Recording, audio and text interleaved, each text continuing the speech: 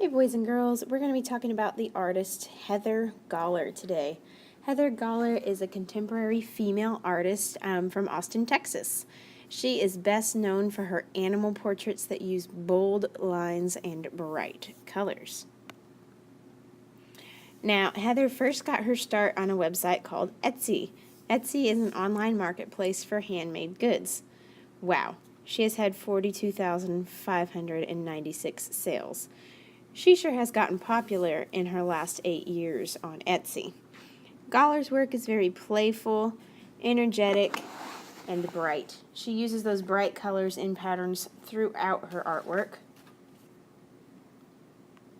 Her work is abstract, meaning that it is not meant to be realistic. It's more so about the lines, shapes, and colors. What are some things that stand out to you about this piece?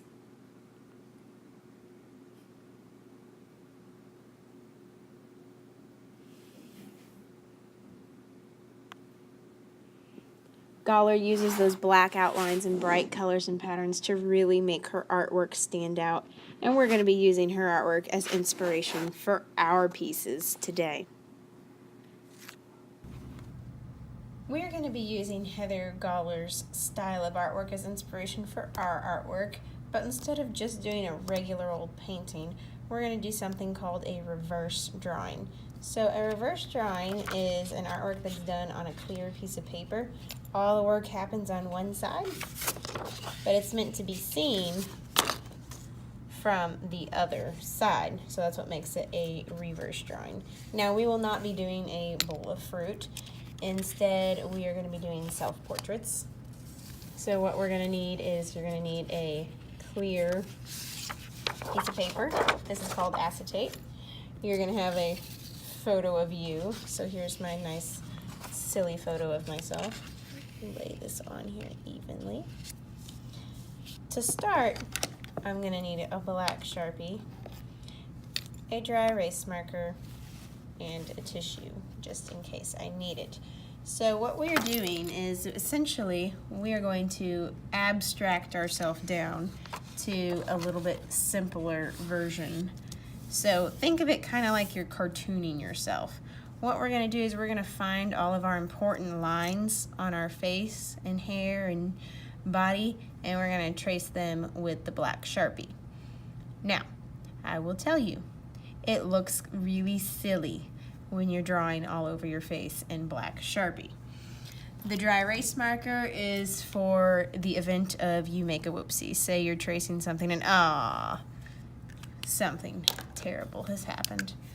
You just get your dry erase marker, go over the top of it, and it will take it right off. So we're going to start by finding our simple lines. So the very first thing I'm going to do is I'm going to outline where I see my face.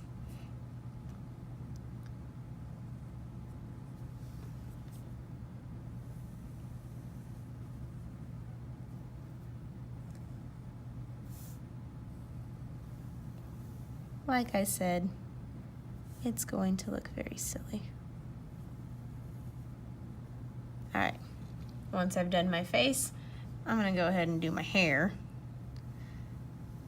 I'm just outlining the shape. I am not trying to draw every single little hair that is on my head. That will take me forever, okay? So I'm just getting the general shape here. I'm not super concerned with all the little details. I'm just getting the shape, my hair's curly today, that I need, okay? We'll do the same thing with our clothing. Okay, so I've got this big old scarf on here. I'll outline it. Simple, simple, simple. My shoulders are going to go right off the edge of the page, right off the edge. And you can see my arm there. And you can see my arm there. Okay, now I've got that done. Now for the tricky part, doing the face. When I do the face, first I'm just going to start by outlining my eyebrows. I'm just going to start at the top and work my way down. Okay, I'm just outlining where they go.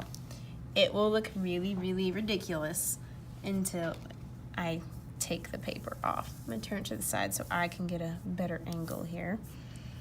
You're going to outline the opening of your eye, the iris, and the pupil, and you all have an eyelid. If you want to include your little bitty eyelashes, you can. So outline the opening, the iris, and there's the pupil, and there's my eyelid goes, and there's eyelashes. You do not have to include eyelashes if you don't want to. That was a personal choice. You are the artist, you make the decision. And I'm going to outline my nose. Now notice my nose starts up here in between my eyes. So I'm just going to get the outline. Yes, you all have nostrils, and if you can see them, they should be outlined. Okay, and when I do the mouth, this is important. You're going to get the top of your top lip and then the bottom of your top lip. This is the funniest part because now it looks like I have a mustache. The top of the bottom lip and the bottom of the bottom lip. So your lips, they're a shape. And guess what? If you got teeth showing, you're going to outline them too. You may not. Okay.